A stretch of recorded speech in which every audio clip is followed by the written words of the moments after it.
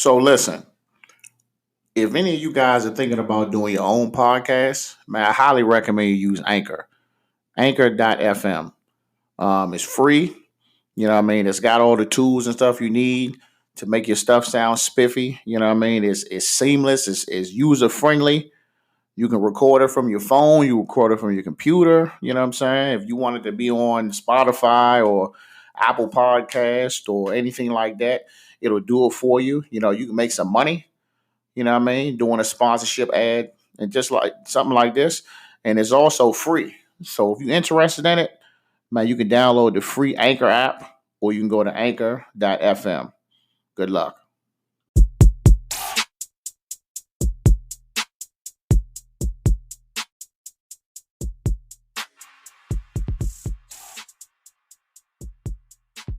All right, y'all. We're back for another episode, man. Captain's Log Podcast.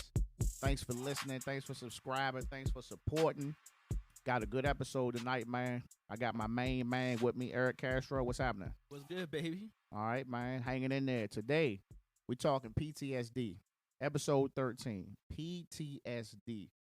This is a sensitive subject for me as well as my man right here, man. You know what I'm saying? Because, you know, we did our time in the service together, United States Marine Corps. Ooh, Kill, baby. You know what I'm saying? We did all that. But we're going to get into that, man. We going to, you know what I'm saying? This topic right here is like, it's going to be an eye-opener for some.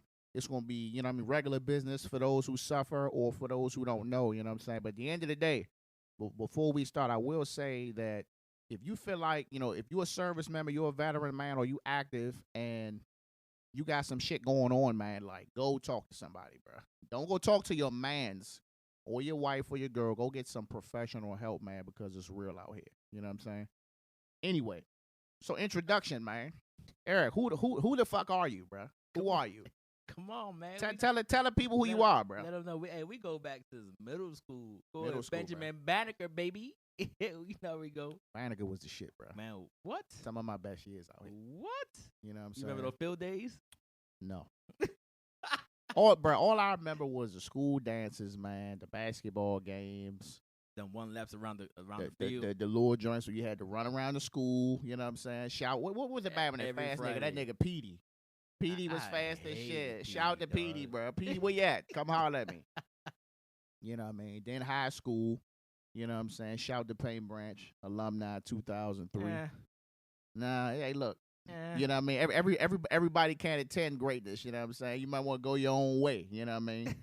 But, you know, whatever what's the name of the high school you went to? I forgot. James Hubert Blake, baby. Yeah, he went to Stop Blake. playing. Man, when Blake opened, bro, like, everybody wanted to go to that joint because it was a new school. But I was that's like, why I went.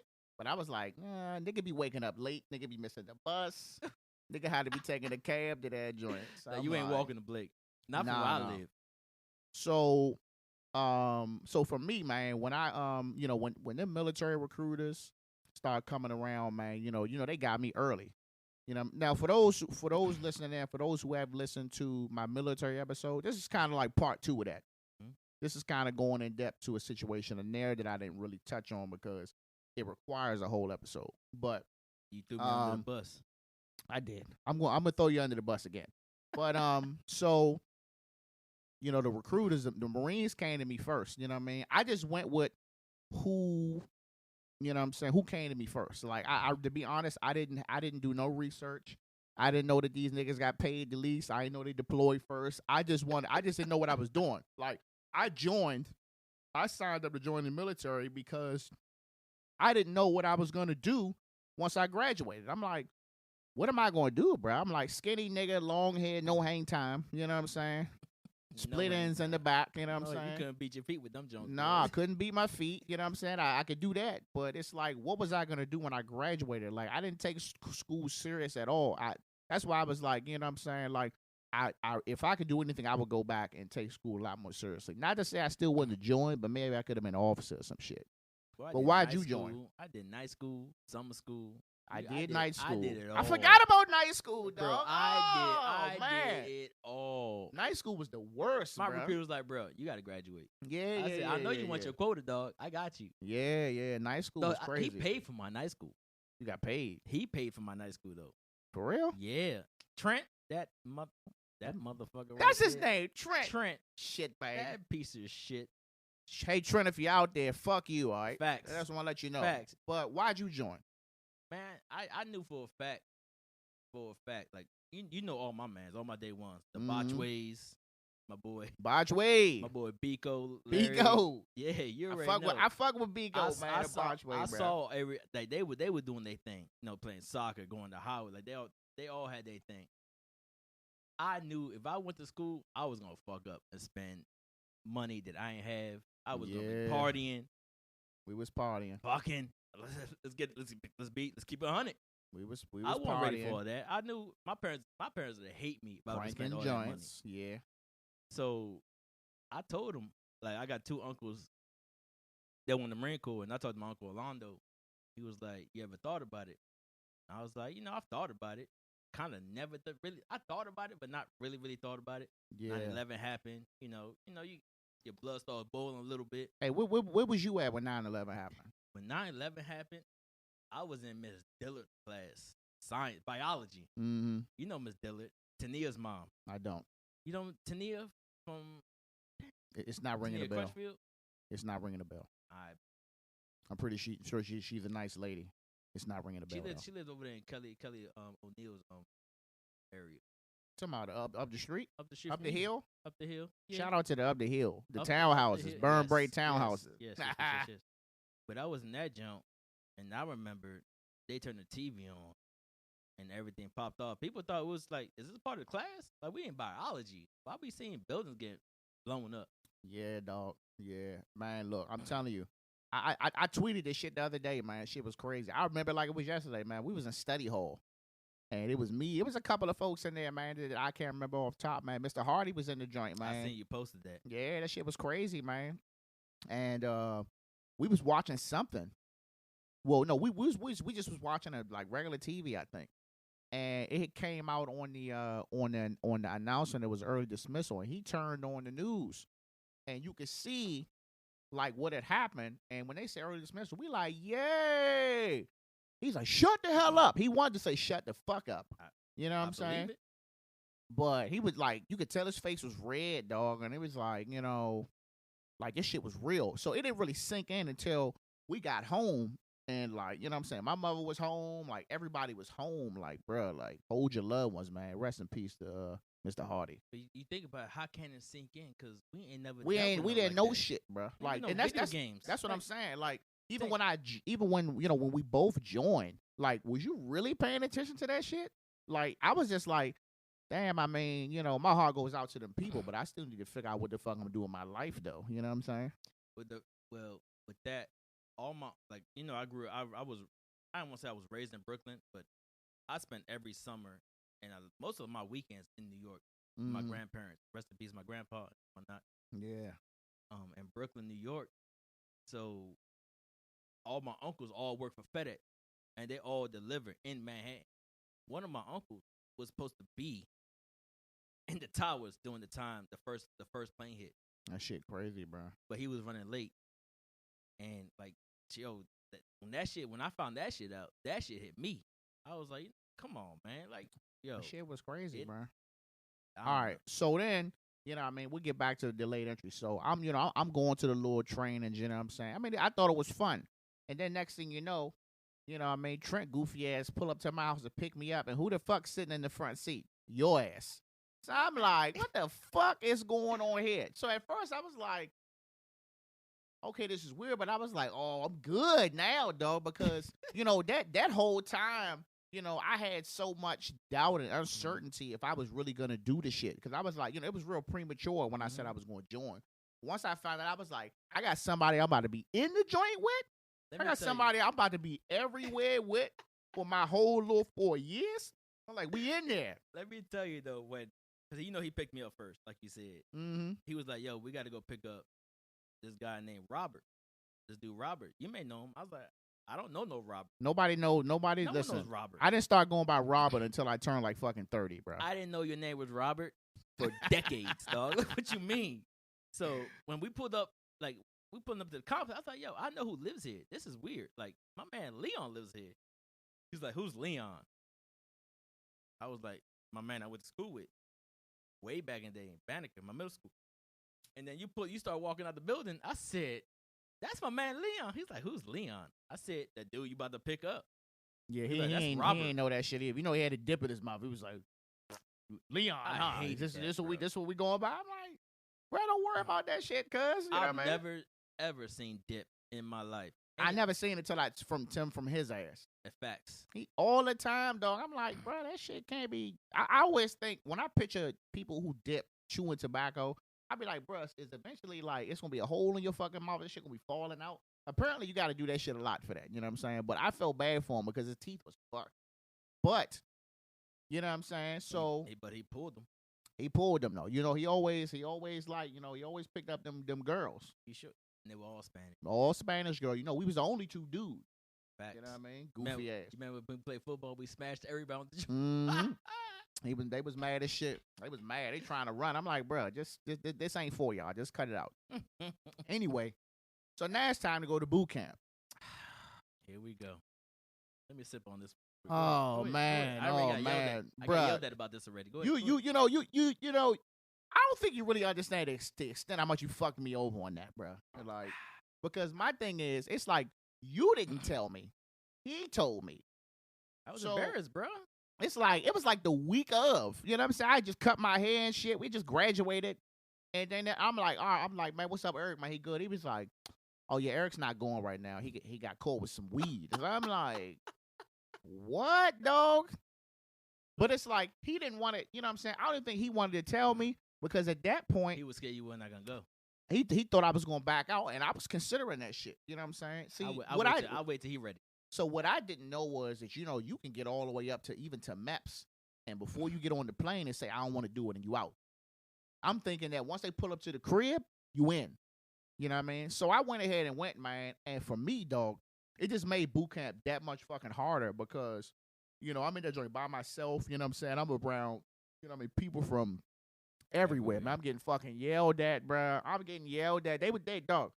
They broke my ass down so quick, dog. You know, I'm in the house with just Mom Dukes and a boyfriend, but he wasn't really no father figure. He just my mother's boyfriend, you know what I mean? So I'm in this joint, like, getting fucking super fathered to death, nigga. They was fathering the shit out of me in there, like, you know what I'm saying? Shave your fucking face. These niggas telling me to shave. I was like, bro, I don't have no hair on my face. Bro, same thing. I'm out this joint just shaving my life, you know what I'm saying? But you know, once that first month, you know what I'm saying, I got sick, you know what I mean, from being up and shit, running around all day, you know, a little light pneumonia type deal, you know what I'm saying? Then I got hurt. And he sent me a letter. Yeah, man, dog. I used to send this nigga letters all the time, like, bro, I hate you. He used to send me a little, like, comic book shit. I hated that shit. I'm like, bro, talk to me, cuz. I never even opened it. I would just rip his shit up. Bro, it's the least you can do, you know what I'm saying? You can talk to me for a little bit. Dog, you know once they got you there, once they got you there, you just a fucking notch on the belt, bro. Bye. Got another one. About you, bro. Fact. Yeah, they don't care. I agree. But, you know, got out of boot camp, man, graduated, went back in. You know what I mean? Met a couple of met my man CJ. He was in the MEP Center with us. Shout out to CJ, Clarence James. You know what I'm saying? When I went to Mike Company, I was in Lima Company, got dropped, went to Mike Company. And when I got to Mike Company, that shit was a cakewalk. The MCT? No, this was in boot camp. Boot camp? Okay. I went to Mike Company, Lima Company. They was hardcore. I ain't gonna lie, brother. Your ass would have broke the fuck off too. They was breaking our asses off, though. I was in 2nd Battalion. I was we was in 3rd or 3rd Battalion, as they call it. You know what I'm saying? I'm trying to think of my class number. Yeah, I just thought I was 3086, bro. 3086. I was 2093. Bravo, bro. You know this nigga. You know this nigga. Said Chow Hall. You know this nigga called us. He called us. Oh yeah. Parade deck. Oh okay. You know this nigga called us 3085 on graduation day. He called us the wrong number, dog. That shit. Bruh. Ruined it all graduation. Even the people in the crowd was like, "Oh, how you fuck that up, bro?" You what, I bet you guys ass handed. Right, he be getting chewed out. Officers, and they be chewing his ass out. Like it was like he was a recruit, and it was DIs. They were chewing his ass out. That's magical. You know what I mean? You fucked up y'all moment. Yeah. But so you know, went to Mike Company. You know what I'm saying? They knew the knee situation. So when we got back to the rifle range where it happened, you know what I'm saying? They just made sure they was like, don't even get in the low kneeling. You know what I'm saying? He came over. He was like, you fucked you up? Huh? Yeah, the low kneeling, nigga. I ain't flexible like that. You want me shoot? What you shoot? In boot camp? Pizza box. Fuck out of here. You shot a pizza box? Pizza box, bro. I couldn't shoot for shit, bro. You know what's crazy, bro? I shot my best from the what's that? What's the farthest? Was it 500 or 100 yards? Sitting in the like the Indian style. No. From the Oh, what's the the 500? furthest The back? prone, the 500. prone. You I the shot prone. the best from the prone. I bro. missed one out the 5. I was all fucking bullseye out there. It was them close joints I was fucking up. Them close ones in the kneeling. Anything kneeling, I was fucking it up. Let me tell you. You know what got me through the rifle range? What? Qual day. It was raining on. You know we lied. We got the jackets on, the extra Gore-Tex. Y'all shot in the rain? Yeah, we shot in the rain. It was freezing because I went to when I was kind of. Yeah. When did you go? I went August is when I left to go to boot camp. Rifle range. I was at rifle range. Let's say It was like September. September, Yeah. October. So it started getting a little chilly. Oh yeah. So we got rained on. You know what got me through the rifle range? I was singing nice and slow in my head the whole fucking time, dog. In the rifle range, in Gore-Tex, shooting. I shot 9 for 10 at the 500 in the prone. Shot expert second in the platoon. Wow. Bro, I was hyped like shit. You know the. Speaking of that, bro. You know the shit they do at boot camp. Like they say, hey, everybody get your rifles. You'll just go up to somebody else's deck and challenge them to the little fucking the bullshit or whatever. Dog, we ain't never win shit, bro.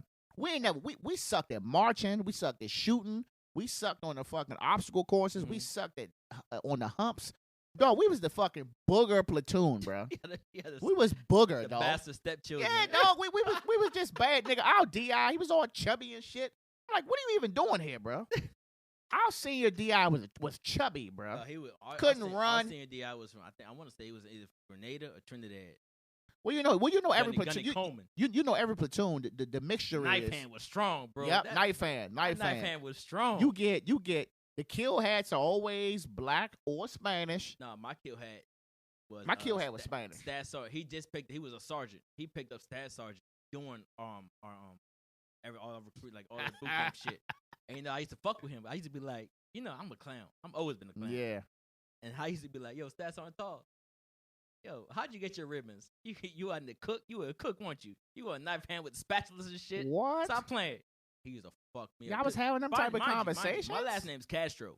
This is where we're about to graduate. Oh, this is after y'all already sat down, had the meal together. This and conversation shit. wasn't happening up till we were about to graduate. Hell no. I would have got my ass handed to me. You already know. Aye, sir. No, sir. That's it. That's it. But once I knew I was getting my eagle go up and anchor. Oh, I let these niggas know. Yo, what's up? It was a great day, bro. Stop playing with me. Hey, tell me the truth. You was a cook, right? You got your spatula. You was killing people with spatulas, right? So he ripped me. My last name's Castro. So from the beginning of boot camp, they singled me out. Are you a communist spy? Stop playing. What's up? What's going on? Oh, they been I was in the quarter deck twice a day for the first at least month and a half. Bruh. Doing sundials. You already know. Yeah, bro. Sweating, crying. And like I said, I baby hairs. I got hair on my face now. Yeah. Because of the Marine Corps. Because they made me shave. Make you shave, bro. But let me tell you something. We got smoked on graduation day. Graduation day, we got smoked. You had a sister come. We was in our fucking Charlies, bro. And niggas was real comfortable. Like, man, we out of here. They was like, oh, y'all think y'all back on the fucking block? I was like, took us outside and smoked us. He ended up getting chewed out pretty bad for that shit. Nigga, we was sweaty as fuck. Do you remember the day they let you go run around?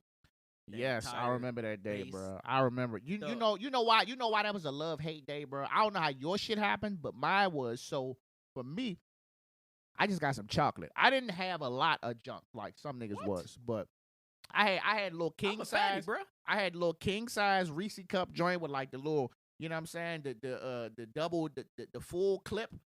I had a full clip, you know what I'm saying, and I ate about probably 2 packs. I ain't gonna lie, I had 2 packs.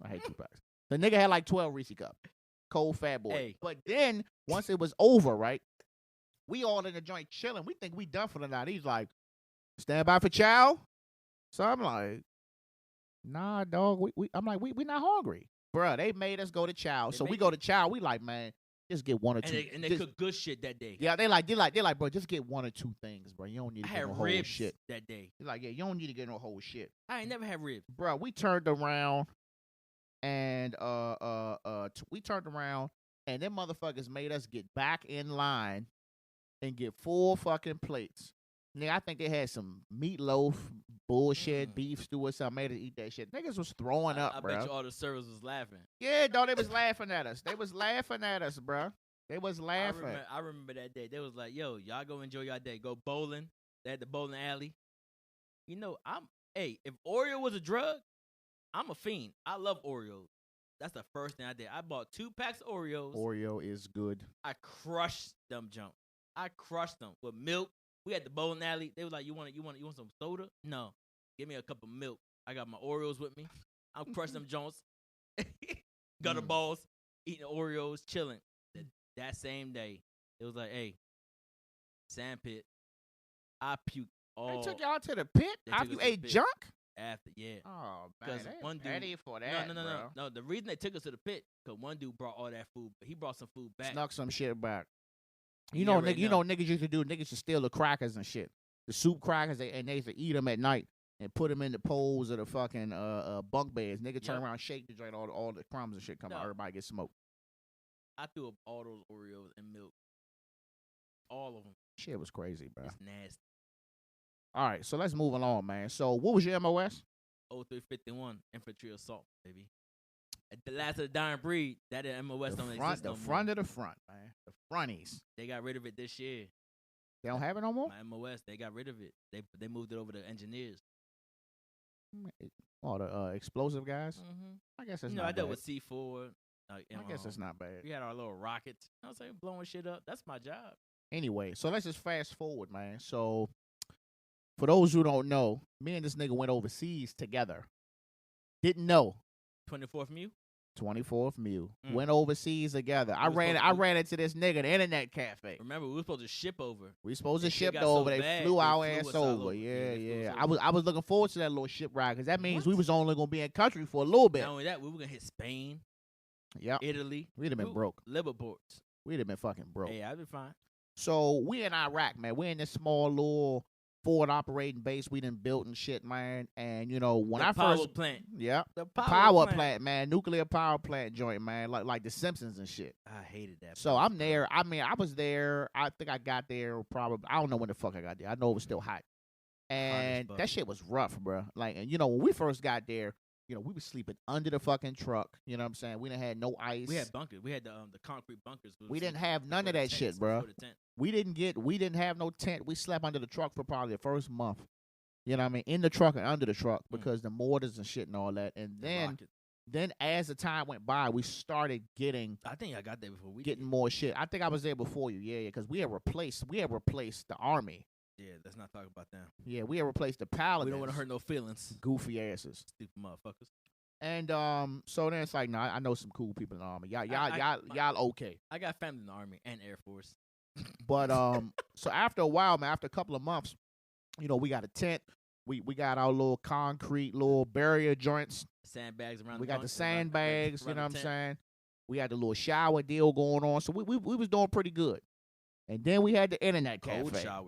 Cold showers. Look, shower was a shower. As long as the water was cold, I didn't give a fuck. It was hot as fuck outside all day. Man, we had no showers for like 2 months. We didn't have showers for 2 months. It was all baby wipes, baby. That dude got electrocuted.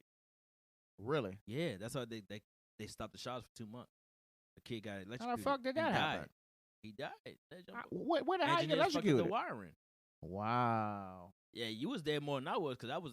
But we didn't walk around, bro. We was at the gun and we was in the tent. That was it. We never went. We didn't start moving around until they added dispersing and the internet cafe because we used to send a group of people to get all the food. On the far side. Yeah, we used to send people to go get the food. We never all just left. We would send one person. We sent 2 people from per gun to go bring everybody food back. You know what I mean?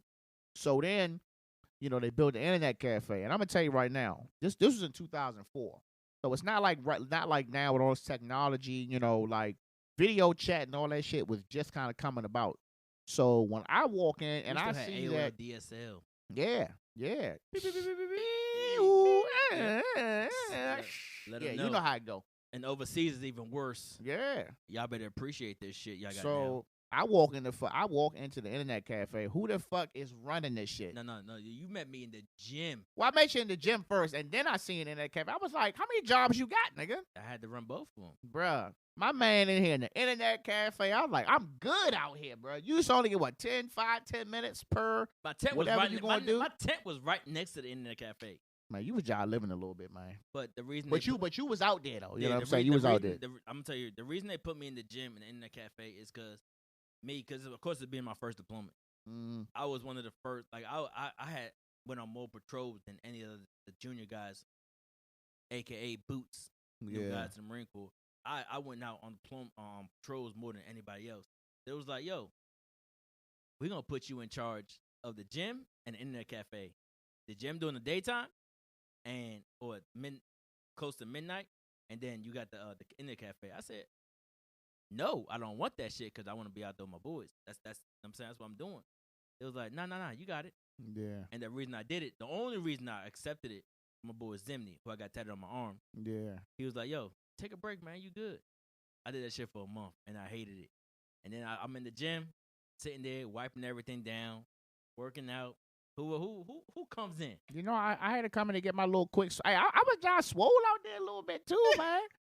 Hey, I had some light work going on. That was about 100 pounds ago. Something like that. My man Lee just got off the bench press. I said, Leon. That shit was cool. I'm pretty sure nobody else called him Leon in that jump. They called me fucking Marbury. I said, Leon. He looked over.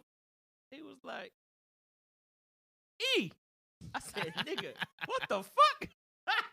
Bruh, that shit And was ever since then, that shit was crazy, man. That shit was crazy. All the phone time, internet time he wanted, he had it. It was a Yeah, wrap. bruh. That's it. I was calling everybody. You know what I'm saying? Just calling everybody. Still got cussed out for that, though. Just to get that little conversation in, man. But look, man, I don't know about you, bruh, but the PTSD hit me there, bruh. 100%. Bruh, I'll tell you, man. This is when I knew it hit me.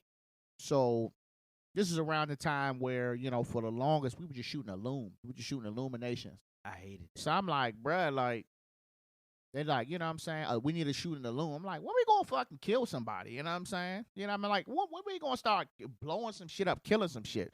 You know what I mean? I'm artillery. I'm out here. We twisting this big ass gun. We carrying these around. We just shooting the looms. So then there's one day, you know what I'm saying? They call for a fire mission, HEPD, high explosive point detonate. So we like, is this a joke? Because sometimes when they do it, they'll say end of mission real quick. Mm-hmm. But we had this pause, and they was like, nah, nigga, this shit for real. You know what I mean? But what ended up happening was we had shot so many looms that the trails for the gun was dug too deep in the rocks. So we couldn't turn we couldn't turn the fucking gun. You know what I'm saying? So we trying to dig the shit. They throw me the fucking shovel, like, dig that shit out, dig it out. We trying to dig this motherfucker out. Ain't shit. Little ass shovel. We trying to dig the shit out. I'm digging hard as I fucking can, dog. And we couldn't move the fucking gun because the reason why was how this started. We was all in the tent. We was playing Madden. And NCAA. We was playing Madden. I think we had some other shit, Minecraft bullshit. And all of a sudden, we heard something hit the floor in the background. So I was like, what the fuck was that? And we looked, and it was a fucking mortar, dog. It was a mortar that didn't go off. And then next thing you know, we just heard boom right outside the tent. So we fucking running out the joint. So, you know, we run out under the barrier. I'm sitting in the barrier, and I'm just like, you know what I'm saying? I'm just sitting there I'm balled up because I'm like, bruh, like, we could have just fucking died, bruh. Like, for that little bit, that even though it wasn't a big mortar, but that tent, the tent is only like probably maybe 10 by 20. Nigga, we'd even fucking dead. So when they call the fire mission, I'm like, we about to get some, bro. We about to get some get back on that. Them niggas just tried to kill us. You know we give you guys an after action report. Yeah. Fuck shit up. So when we couldn't get that fucking gun turned, bro, and they told us in the mission, I fucking lost it, bro. I lost it. I'm like flipping out. I'm fucking tearing up. I'm crying. Like I'm just fucking furious because like it's like a nigga just smushed my face, dog, and I'm trying to go back and crush him, and they telling me to stand down, man. So for like probably the rest of the deployment, dog, like that shit was running through my head back and forth, back and forth. Like I just couldn't stop thinking about it. Like it was just days where like I would just be so fucking angry, you know what I'm saying? Because I just wanted that day to rewind. I just wanted to go back to the day where we did what we were supposed to That do could save somebody to make if sure something happened. Yeah, like I wanted to feel go you. back to the day so we could have killed them niggas. You know what I'm saying? I'm gonna tell you this. I don't know if it's gonna make you feel better, but I remember we was on one patrol. We in that junk. You know, I got my rocket launcher. I got my rifle, my pistol on my hip. We chilling. We start getting bombarded. We got ambushed. Got hit with the IED. We still get ambushed. We start fucking shit up. And I'm sitting here like, this is after I knew you was here. Yeah. This is after I knew you was here, and I knew what you was doing with the artillery. I was like, all right, bet. We getting fucked. Like, we getting hit. We getting blown up. We getting hit. My man Leon on the gun. We good. We call artillery in. This is after everything went down. This is when they actually started letting us blow shit up. I bring up my small, which is a rocket launcher. Of course, y'all don't know. Yeah. And I let a rocket loose. I got my M16. We busting M16 from Vietnam, by the way. You know, Marine Corps is A4s, baby. M16. So we get hand me we had downs. A2s. We had them A2s. A2s. We get the hand me downs from Vietnam, Air Force, Army. Shit like that. Never jam on you. Never. We shit down range. I was like, you know what? Hey, call that shit in, bro. My man was like, call it in. Yeah, damn right, call that shit in. Call artillery in. Yeah, dog. I'm gonna tell you right now, to make you feel a little better, y'all fucked some shit up. Bro, they said we hit like 150 people on one joint, man. That was our patrol, bro. We got ambushed pretty bad. Man. Like bad. I ran out of rockets. I have 6 rockets. Mm-hmm. And I shot all 6. And we fucked a lot of people up. Y'all decimated people. Y'all fucked people up. Bro, that's all we wanted to do. It was a giant horseshoe. It was a giant horseshoe. Like they got us good. They got us good. And y'all. Mm-hmm. But see, that's some forward observers, man. Like our forward observers, them niggas was dogs, bro. Like they didn't give a fuck how close to that shit they was. They made sure our coordinates was right. That way we don't hit some shit we ain't supposed to hit. Spot on. You know what I'm saying? You never heard of, innocent any innocent category with us. Never. 1, 2. Shout out to shout out to my boys. 1, 2, baby. Let's go. 1, 2, dogs. Man. Good guys, man. I knew some good niggas, man. I knew some we real did good our niggas. Thing. We did our thing. Alpha Company, baby. So anyway, man. So fuck all that Iraq shit, man. So we came home, man. And I came home, and I was so happy, bro. But I was fucked up, dog. And you know what's the first thing they do when they come home? They start screening people for PTSD. But you don't know what PTSD is. You don't know what it is. I mean, they try to break it down to you, but it's like I feel like that's like the worst time. It's like nigga just got home. Nigga try to go home. Nigga try to see his family. Nigga try to get some cheeks. Go buy that new car. That, you know what I'm saying? All that shit. Month off. Get that month off. And you talking to me about my brain. Like my brain is saying that you hold me up. Facts. Like, you know I'm ready to go home to DMV, baby. Stop. But I knew it was bad, dog, because it's like I was going home, and I mean, I was only 19. Yeah. I was 19 years old. I was coming home, and I asked my mother, I was like, you know, Ma, I just went to Iraq, so I think it's only right you go buy your son some liquor. So now I'm out here. I mean, I'm out here, bro, and it's like, I can honestly say that I was either drinking or I was drunk every day I was home, bro. I'm going to tell you this. I never smoked a cigarette a day in my life up to the Marine Corps. Ever. Even damn near the full deployment. You was on them cigs. Now? Or I don't smoke now. You was on them at one time. At one time I was on it. So we getting ready. This is when you met me. This is our last patrol. And this is my last day as the gym, computer person, whatever you want to call it. Yeah. And I'm like, yo, our last patrol, I'm out. I'm leaving. I'm gone. I won't go on the patrol. I won't go out. My boy Zimney, who I got tattooed on my arm, who pretty much raised me the entire time I was in Marine Corps. Yeah. Who taught me, the ins and outs of everything. I'm not gonna get emotional because that's my man. Like, from Illinois, white boy, drank his coffee. He could have been an officer, decided to go enlisted, saying he wanted to be in the shits. He was that type of dude, bulky. Nigga was a Hulk. Yeah. Got me on in some of the best shape of my life because he always had me working out. Had you sharp. So I grabbed all my gear and we had to run up the hill to go into our trucks where we were stationed at. I ran up there with all my gear. I got my gun. I got my rocket launcher. He's like, "Yo, what are you doing?" I'm like, "Motherfucker, I want to go on the patrol. This is our last patrol as a unit. Our last patrol before we leave." Like, "Yo, I want to go on the last patrol because I ain't been on patrol in a month or in about 3 weeks. I'm trying to go out there." The first thing, like, he gave me a hug. He was like, "Yo, Fidel," because my last name Castro. Mm-hmm. So everybody gave me the last name. My nickname was Fidel. He said, "Yo, this is our last patrol. Yo, go pack your shit and get ready to go." Mind you, he was doing the invasion, Nazaria, and if you know anything about that, they got they got fucked up a lot. A lot of Marines didn't come home from that initial invasion. I remember. He was a part of that, so he was like, "Yo, you get ready, pack your shit, go play some NCAA football, go bust some heads, and pack your shit and leave." Yeah. 2 hours later, we hear a giant ass explosion. That was the tank mine, right? Off the I'm trying to think of It was the off road. one of the main roads. It was one of the roads that we stopped patrolling on just because it was so Hot spot type deal. 100%. We hear the explosion go off. My gunny, he came in the tent and we sitting there. I'm actually playing my boy Beulah. I remember this shit like it was yesterday. I'm Florida State. Hey, big up to the Seminoles. My boy Beulah's Michigan. I remember the jump. Third quarter. 5:34 left on the clock. I'm busting his ass. I just ran a kick return back. We paused the game. He just hits us up. Cause mind you, we ain't lose no casualties. Our platoon, our company, ain't lose no casualties at that point. Yeah. My gunny came up. He was like, or gunnery sergeant, if y'all don't know. He came up. He was like, "Yo, pause that shit." I pause it. I look over my left shoulder. He's like, "Yo, IED just went off.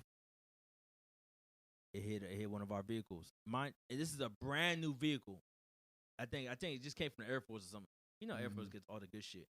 This joint still had plastic on the seats, like brand new. Like you buying a Tesla type shit. It was brand new. And he was just like, "Yo, we just got hit.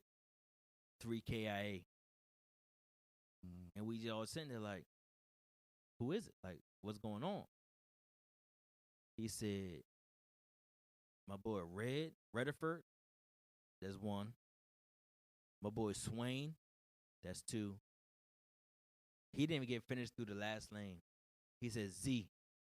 As soon as he said that, I don't think I ever cried that hard up to that point in my life. Cause I knew what he was saying. He said Zimney. Like I said, I got tatted on my arm. He said, "Yeah, Zimney ain't make it." Cause mind you, I'm weapons platoon. So what we specialize in weapons is we specialize in the basic infantry, but you got your mortarmen, you got your machine gunners, and you got your infantry assaultmen, which is what I am. And Zimney was an infantry assaultman. We deal with C4 demolitions, anti-armor, so we got a rocket. So when he said that, dog, like I said, that shit broke me off. I was done. I've never I'm not gonna say I never felt that pain because I've recently just lost my grandfather and I felt that pain again. But Zimney to me was damn near my savior because he trained me up to this point to the deployment. He groomed me to be the type of Marine that I know I could be. I'm not even gonna tell you what I could be. He took me past that point. Yeah. He had me in shape. We was working out. And we was getting mortared. You know, we got mortared every day. Hell yeah. Me and him, we working out, running up and down the power plant, getting mortared. And he's like, "We good." Like shit, like he was crazy, but he kept you level. 100%. He always had a smile on his face. He was always, you know what? One point, it was funny is I hid his coffee from him. He was a coffee dude. Yeah. Shout out to Coffee. We love you. I know how you is for coffee. He had a Lionized shorts. He graduated from Illinois.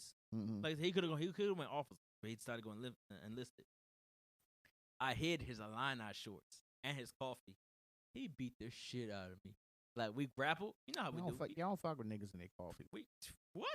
Right? And you know, your wartime environment, bro. Coffee is like a cigarette, bro. Cause you know you can't get that shit like that out there. No, you can't. Mm-mm. So when he told us Zimni's the one who passed, like I said, like I felt like my heart just pretty much got ripped out my chest. Like I was crying. We had those bunk beds with the sponge mattresses. You remember them jumps? The jumps that kept the sweat in them. We went through a lot of them. Everybody went through at least 2 What? I went through 3. Like what? So we went through that. Up to that point, this is like I said, we was there for what? 8 months? About 8, 9. 8 and 9? I think it's 9 total. This was the last week of that. I ain't never touched a cigarette the entire deployment. Never touched a cigarette before that. Yeah. The day he died, me and my boy Pauky and my boy Troll, we smoked 3 packs of cigarettes total. And since then, I was smoking. I recently just quit smoking cigarettes. About a year and some change. I think something drastic like that. That's definitely where your mental is just off. You know what I'm saying? Crazy, bro. Yeah. So like I said, man, you know what I'm saying? You know, rest in peace, man, to them fallen soldiers, man. That shit sucks, man. I mean, it's it's what you some people that say, well, just what you signed up for. But it's like, yeah, don't say no stupid shit. I hate when niggas just say that. But you signed up for this. Like, nigga, I signed up for a better life. I ain't signed up to fucking die. You know what I'm saying? Not saying that I wouldn't have gave what they called ultimate sacrifice. But fuck that. Anyway, so now we back home. You know what I'm saying? Like I said, for me, when I got back, I was drinking, bro. I was drinking, dog. Like, that was just the only thing that just make the dreams go away, dog. It numbs you. It numbs you big time, man. And it's just like that shit took over me so much, bro. Like, literally, like, I mean, I'm talking about I was drinking cheap shit. I was drinking Seagram's Gym, extra dry. I was drinking motherfucking King Cobras, Old English. Just anything. Mad Dog 2020? I was never a Mad Dog or Boone's fan. I didn't want no fruity shit. I wanted that shit stiff and ice cold. You know what I'm saying? Straight to the point. So now, I'm hanging with a couple of my men, you know what I'm saying, from back up the house. You know what I'm saying? Linking up with you occasionally. And man, it just got to the point where it was just like, are we going to the club? Are we going to what they call it? Party Zone or club Planet Rock? Or we call it? We call Carolina? We talk about Carolina. We talking about Carolina. Party Zone, bro. Party Zone. Was they shit, had nigga. two spots. They had the Spanish side and the rap side. Nigga, I mingle. I like Planet Rock, bro. Also known as Club. Yeah. Yeah, but you either get stabbed or shot at Planet Rock. Yeah, but I mean, that's why I went to Party Zone. But that was most likely where you can come off on something in there. You know Thursdays, coconuts. Yeah, coconuts, the marina, the all dollar that drinks. Anywhere the drinks was cheap, man, I was there. I was fried. I was getting fried in the middle of the week, nigga. I was throwing up in my PT runs, man. Like, I just was in a bad place, and they would make it worse. Is like, as soon as I started coming home, like fucking Carlos and them, D-Dub and them, Hosney, like they could just tell, like your day ones could always tell, bro. They can tell, like, this not the same nigga, man. But it's like they don't know what to do. It's like, well, what do? You know what I'm saying? Even when I was getting my letters, man, when I was sending letters home to Iraq, you know what I'm saying? I was getting letters from I think Kelly sent me a letter. So I think she sent me a couple of letters. Kelly, thanks. She told me. You know what I'm saying? Boupe sent me a couple of letters. Shout out to Boupe. You know what I'm saying? Hook sent me a couple of letters. Mom Duke sent me a little care package. You know what I'm saying? But it's like when I got home, all that, I'm going to give you the world shit, that shit was out the window, bro. I'm like, look, man, I'm back home, man. Sorry if that shit came off the way it came off, but I just needed some glimmer of hope that I was going to make it back home. You know what sucks about all that coming home shit? It feels good to come home. So when we think about our first deployment together, you come home, we stop in Ireland. You know Ireland got the best alcohol, hands down, and it's cheap as shit. That's where you went. I ain't go there. You didn't stop in Ireland? Hell nah. Nigga, I went straight the fuck home. You straight? Oh, we stopped in Ireland. We stopped in Germany and we went straight home, dog. We stopped in Ireland.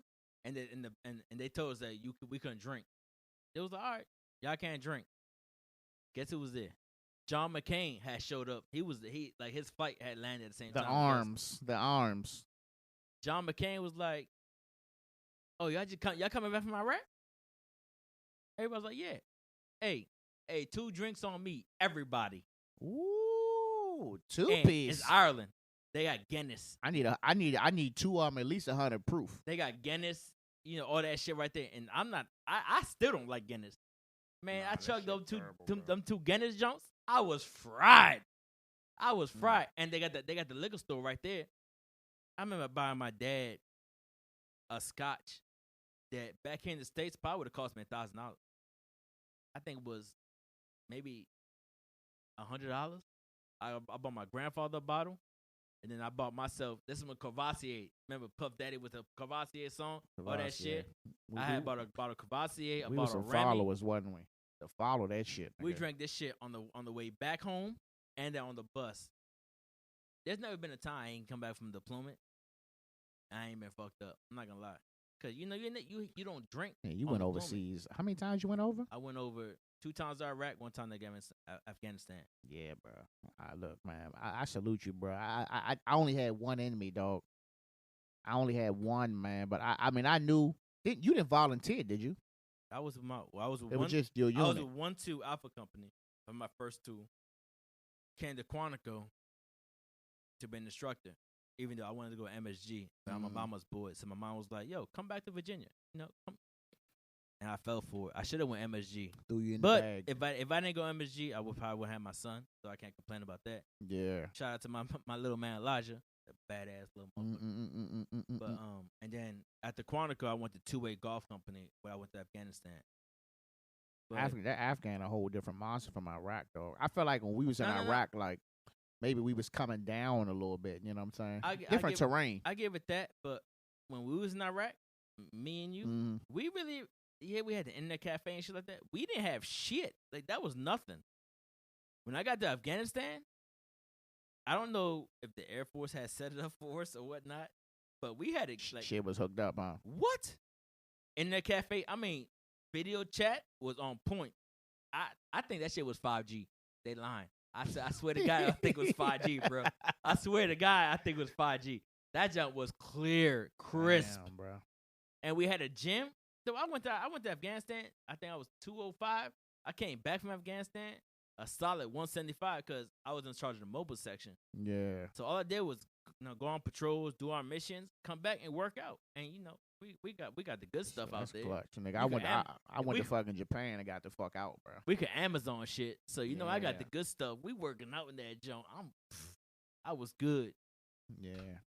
But at the end of the day, like you were saying, when we came back home, it was different, dog. 100% different. And you know what's funny? Your day ones, like you said, your family, if they really fuck with you, they notice that shit. The first person to notice that shit from me was my grandfather. My grandfather was everything to me. My mom knew, man. The crazy thing is, like, me and my mom, it was just like once we got to a certain part, like, I was coming home, dropping my bag, taking her car and rolling, you know what I'm saying? To the point where she just like, what the fuck you even coming here for? You ain't spending no time with me. You know what I'm saying? But, I mean, that was just where I was at. I just wanted to come home. I wanted to party. You know what I'm saying? I wanted to go back. You wanted to forget all the bullshit. Yeah, dog. I used to be broke, dog. I used to be broke. Them little checks wasn't doing shit. That deployment money went so... You had credit cards? What? I had the name for a credit card. They fucked me up with that. Credit card? I said, what? The Palladium? Yo, cash app. Boom. Boom. Run that shit. Yeah, Bottles? Bro. Credit card. Boom. New balances, Nike boots. We was notorious for that shit, bro. Every time we went home, we go to Palladium somewhere, and you go to the joint. You'll be paying for 3-4 niggas, man, just because you just want to, like, niggas to be broke, like, all right, man, I got y'all. I just want to go type deal. Like, niggas ain't even want to go. And you be in the house like, yo, I ain't got the bread for it. Okay. We going type deal, yeah. Not knowing they don't even know that little ass check we getting is nothing. They ain't gonna hold you over. That little $450 check don't even hold you over. You know what I'm saying? 100%. So I got out. You know what I'm saying? You was still in. I couldn't do it, bro. I got out. So I got out, and it was like I got my DD 214, man, and it was just like I had thought it was gonna be like this fucking confetti, fireworks, and shit when I was leaving base. It's July 4th, bro. I just fucking drove home, dog. I drove home. I had stole the fucking Carolina? TV out the motherfucking lounge because I was. You I did was. that too? Hell yeah, I was. I was in. I was. Look, I was on the. I had the whole floor to myself. I was like, I'm I taking took the something. pool sticks too. I stole a fucking cable box, which ended up biting me in the ass later. And I went home, dog, and I had met my wife now 3 days after I got out. You know what I'm saying? She was the apple of my eye. But she called me. Shout out to wife. Love you. But she called me, on my worst. She called me when I was at my worst, dog. Or damn near my worst. At this time, man, you know what I'm saying? Of course, the drinking has still had me, man. Had me in the headlock. And I don't think she really understood what I was going through because she was just still learning me. How could she? She couldn't, man. You don't. That's just not bred into you. Bro, I'm don't telling learn you. that shit. Look, I remember this like yesterday. Look, we was going to pick her up, right? So the wife, she was living in the South Side. And we was going to pick her up. We was coming from Laurel with me, Los, my man Los. Losey. I think it was Gary and Kenny. And we was going to pick her up. So I think we had all been drinking, but I think I had threw Los some gas money to pick her up. Well, maybe I didn't know. Maybe he just looked out for me. And Los was he was speeding a little bit. So I was like, that sounds like Los. So I was like, Los, man, I mean, can you slow down, bro? Like, cause she was like, she didn't say nothing, but her body language was like, this nigga kind of scaring me. Like everybody in the car drunk. That's what we do. I think Gary was the only nigga who wasn't drinking. So it gets to a point where I'm like, Los, slow the fuck down. So this nigga Kenny like, bro, this his car, dog. And I'm like, nigga, ain't nobody talking to your goofy ass. You know what I'm saying? So me and him get to going back and forth in the car. Carlos is driving faster because he's angry. You know what I'm saying? I'm pissy drunk off some cheap shit. I think we was drinking Long Island or something. You know what I'm saying? Yeah, I don't fuck with Long Island no more. And man, as a result, we ended up getting a Los joint. I done passed the fuck out at Los house. You know what I'm saying? I think in Gary room on his fucking floor. With your queen right there. She sat there, but Gary ended up taking her home. She asked Gary, or Gary said he want to take her home. So Gary took her home. Good man. I appreciate that. No and I didn't hear from her for a couple of days. I figured she wasn't fucking with me. But I mean, it worked out, man. But it was just like after that, bro. Like you shot her a text that T9 texting. I don't know what sweet talkery. I'll ask her later. You know what I'm saying? I said that they just get her back. You know what I'm saying? But it just kept getting worse, dog. And then, like I said, man, I was always drinking to just try to escape, dog. Like I went to Jasper's. Went to Jasper's with Calvin. Remember Calvin Corelli? Mm-hmm. Corelli don't fuck with me to this day, man. He don't fuck with me no more. Corelli fuck with me, but to a minimum because when we was in the joint, I was like, man, I'm about to buy you some shots. So I had bought like 4 shots a piece. No, I bought 2 shots a piece. Mm-hmm. And he said he didn't want it because I guess he don't drink like that. Okay, so more for me. So I'm like, damn. So I drank 4 shots. The bartender was like, oh, hell nah. So I drank 4 shots. Next thing you know, I'm in this joint, blacked the fuck out. I'm in this joint dancing with niggas, girls and shit and all that, man. So they threw me out of the joint. Oh, man. So Corelli like, bro, the fuck you doing? Back. So now we in the car. Corelli kind of like, bro, you don't want me to drive? I was like, I'm good. So then it's this nigga in a Mercedes that's kind of like blocking me in a little bit. You went off? And I'm beeping the horn like, bro, let me get out. This nigga like, nigga, wait. So I'm like, oh, all right. I put the Crown Vic in drive and rammed the nigga's car. I miss your Crown Vic. I miss it too, bro. I rammed this nigga's car, bro, in the parking lot of the Jaspers. Like, niggas like, oh, my God. And then skirted the fuck out that joint. My car was fucked up. Mm-hmm. So I'm at the stoplight. This nigga like, nigga, you know what the fuck you just did? I'm falling asleep at the wheel. He's like, nigga, let me drive. Bruh, as soon as we switched seats, the nigga pulled up in the car, rolled the fucking window down, and shot my fucking shit up, nigga. I remember you told me this story. Bruh, let me tell you something. If Calvin wouldn't have pulled my fucking head down, this nigga probably shot me in my motherfucking grave, bruh. Calvin just floored my shit, which it ain't really go nowhere. I'm trying to throw up. I'm trying to throw up on the window up. I'm throwing up on myself. Anxiety this nigga all speeding. over the place. It's Earl all over the place. I woke up the next morning in the car, cold as shit outside, windows bust. Calvin drove me home, parked in front of my mother's house, and walked home. He walked. Because, he lived up the street. Mm-hmm. He left that shit there, and he walked the fuck home, bro. I was in that joint to probably like 8 or 9 o'clock. Niggas walking by looking at the car like, this nigga dead in here, bro. Bullet holes in that joint, man. And I went in the house and I had probably like 20 missed calls from this nigga, man. Make sure he was good. I called that nigga back. He was like, nigga. You know what you did? He's like, you know what the fuck you did last night? He said, I can't fuck with you cuz you almost got me killed. I ain't talked to Calvin for probably Hey, I probably still haven't talked to him. you can't hate him on that shit. No, I couldn't, man. I mean, you know what I mean? It was embarrassing, man. And I probably ain't talked to Kelvin. I mean, we follow each other on social media, but I haven't actually talked to him since that. Should. So, no, we cool. Mm-hmm. You know what I mean? He be liking pictures and shit, but I do need to get up with him, man. Hey, Calvin, I'm gonna come fuck with you. So then now I gotta pick up my girl. With bullet holes in your car. And with bullet holes in the car. And she come outside and she like, what the fuck is this, bro? So my stupid ass. She's not your girl yet. Oh, well, she is my girl. Oh, she's very well my girl. Official. Yes, officially claiming that. And so my stupid ass tried to say, well, you know what? Let me try to cover it up. I go and buy some bullet stickers to put over the bullet holes. I remember that. You told me. Yeah, dog. Which really made me look stupid in Montgomery County. You look Spanish. Yeah, it did. You look Salvadorian. So I kept getting every time I got pulled over, they MS-13 head ass. Every time I would get pulled over, the police would push it, and they'd be like, "Oh, it's a real bullet hole." They'd be like, "Is the bullet in there? Who shot at you?" I'd be like, "I don't know, bro. I don't know about none of that shit." So then it's just like, man, I just kept having these incidents, man, where just uncontrollable binge drinking, dog, to the point, you know what I mean? I think this shit carried on from probably 21 to like, shit, at least probably 25. You know what I'm saying? And when my son was born, I think this was the last straw. So, that was the last straw when you get your first seed. This was the last straw when I went to the VA.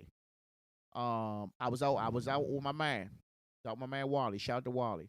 We was on a little party bus. Me, him, and other man Joe, and we was downtown. Joe. We went to a little motherfucking a little regular bar on K Street, close to K Street Lounge. Remember K Street Lounge?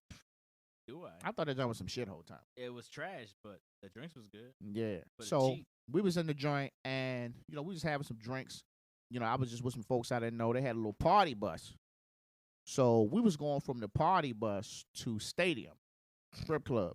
No comment. Bro, we got on the party bus. These motherfuckers had a gallon of Jameson. That's my shit. So I was like, oh, man. So we throwing the shit back. Nigga, I probably drank a quarter of a gallon of the bottle from K Street downtown to Stadium, which ain't but like a 15-minute drive. Mm-mm. So now I get in Stadium. I'm fucking blasted, dog. You smell like straight shit. I'm blasted, bro. So we get in the joint. You know what I'm saying? We got a table. We chilling. But my man has somehow finessed his way into the VIP. So I'm like, so he looking at me like, nigga, come on. He's like, I just walked in. So I'm like, all right, bet. So I'm just do. I try to walk in there, the fucking security job, like, you know what I'm saying, stop me and shit. So I'm like, what's good? He was like, you can't get in here, bro. I was like, bro, I was already in there. You know what I'm saying? He's like, nah. I was like, dog, I was like, you don't remember I was already in there. So I'm sitting there throwing this nigga everything. He ain't biting. So I was like, bro, you started to piss me off. You know what I'm saying? So he's like, all right, you got to go. Yeah, it's 100. Just that quick. So now, you know what I'm saying, I'm getting outside. I start zapping the fuck out. I'm like, you know what the fuck I did for my country? Do. I hit him with the, you pulled that. I hit him with the countryman talk, man. I did, bro. And DC police was out there. Oh, he was missing the bottle of moonshine. Yeah, bro. and my man Wally, he was trying to hold me back. He was about to lock me up, dog. And this nigga, I had this superhuman strength where like this nigga had to hold me down on the ground. I had my head in the water, like on the ground in the dirty DC water in the curb, just to calm me down. Put me in the car, I passed the fuck out, went home. He called me the next day. He said, "Bruh, you gotta go talk to somebody." And I'm about that. Before you say anything, that's when you know who your real man's is. they know that, like they could feel that shit. Mm-hmm. It's on a spiritual level. Like, yo, Yeah. you need to go talk to somebody. Well, also, what I will say is, okay, so what I will say is, I won't say that my day ones. No, it don't have to be a Well, day one. well, anybody. I won't say that everybody If didn't. someone just knows you, I won't say that everybody didn't try to help. What I will say is, he's in the Army. He's in the Army now, so he's pretty high up the chain. So he already knew. He already knew what's going on. He's like, well, I know what's going on, so I think this is who you need. This is who you need to talk to get this shit together. I just don't think anybody else knew what to do. Mm-hmm. They felt like, well, we just need to stay around him. We just need to get this nigga love, stay around him. It don't work like that. So it's like when I got around Fred, B Miles and them, Botchway and all them, it was just like all they knew how to do. Well, every time I see Fred, I'm like, what's up, Fred? Be like, man, you know, you went to the service, man. You my nigga, da-da-da-da-da. Buy you a drink. You know what I'm saying? Let me get you a drink. B Miles, we go to B Miles, we in the basement. You know what I'm saying? B Miles, he like, man, let me, you know what I'm saying? Let's just get a shot. That was just like, that was just what people felt like. That was what to do. But they didn't know. But they didn't know that There's this no is fault to them. No fault no, to it's them. not. But at the same time, they made it worse. No fault to them. They made it worse. But they didn't. But it's, you know what I mean. I don't blame anybody. You know what I'm saying? I don't blame anybody but myself. Not at all. Because nobody held me down and put alcohol in my face. So I'm gonna tell you now, when we got back from our first deployment, when we got back from our first deployment, whatnot. Yeah, I wasn't driving like that because, you know, in Carolina, you ain't gotta drive. Like I was driving. You ain't gotta have a license because everything's in the area, and that's when MySpace is popping. They don't be pressing like that. MySpace was popping, so I was all over the place. All the colleges, shit like that, whatnot. Party Zone, fucking Coconut, everything was in the vicinity. Yeah. But when I officially got back from Iraq, from our deployment together, I came home. I didn't drive the entire time I came home. 95, New Hampshire Avenue, 29. Nigga, you rode home with me when you got back. Yes. Remember what was it, the second time you went? Nigga, Yes. I dropped you off. I remember. I didn't drive after our first deployment. You know why I didn't drive? Nigga, I was scared to see trash on 95, 29, New Hampshire Avenue. Dog. You name it. I was scared. You know why I was scared? That's what we saw in fucking Afghanistan and Iraq. I mean, the IEDs and shit. yeah, that shit was covered by trash. Like, I didn't drive I didn't start driving like really until like we were deployed 18, 19. I really didn't start driving. And I still don't drive in DC. I hate DC. Yeah. I hate driving DC, but that's just because DC's dirty as shit. I like that shit just brings back memories. I can't drive in DC to this day. I'm 35. Mm-hmm.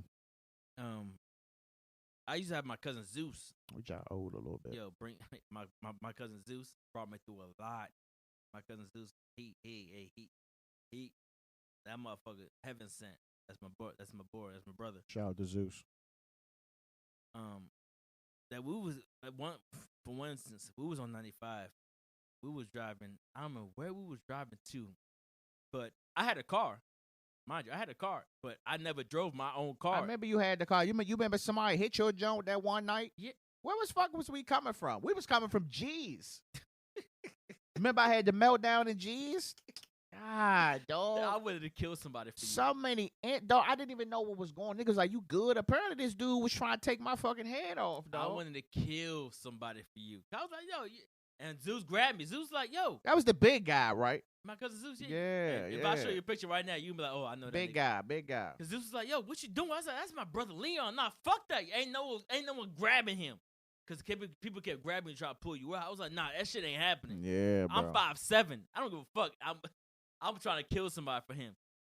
But Zeus, because when I came home, like, if I wasn't with Botchways, the Botchways, or my boy Biko, Larry, I was always with Zeus. 9 times out of 10, I'm with Zeus. Yeah. And he would always drive my car because I just hate driving through Hyattsville, Beltsville, DC, you name it. I used to hate driving.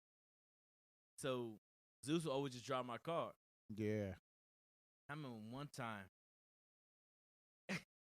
I remember one time we was out in Palladium.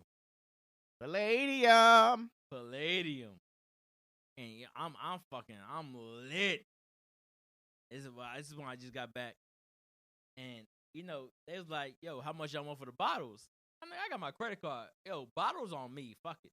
I didn't know what credit cards were. Like, it is what it is. Like, yo, what's credit?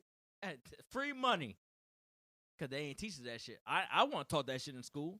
I'm sorry. They don't teach you. You don't learn about that shit until you already in the fucking I bought like hole, 6 bruh. bottles that night. You already know how much I spent.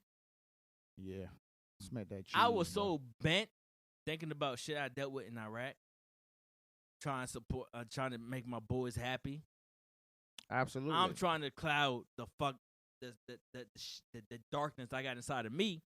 I'm buying bottles. And I'm talking about Cristal, Henny, you name it. I'm buying everything.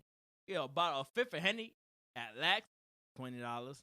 Oh, at Palladium, $100. That shit, 100, nigga. That shit was like well, I don't know. I know that's like 250, 300 now. I don't know what the price is now. Something deep. Yeah. I was so fucked up that night. I remember grabbing girls by the hair, like, grabbing them. It's like, yo. Yeah, you. Is this your real hair? You was a grab type nigga. You was a. Is this your real hair? I'm like, I'm talking to other guys, like other niggas, girls. Like, yo, fuck you. I don't go fuck who you is. See me, dog. So they had to grab me out the club. Like, they had to pull me out the club because I didn't get no shits. I didn't give a fuck.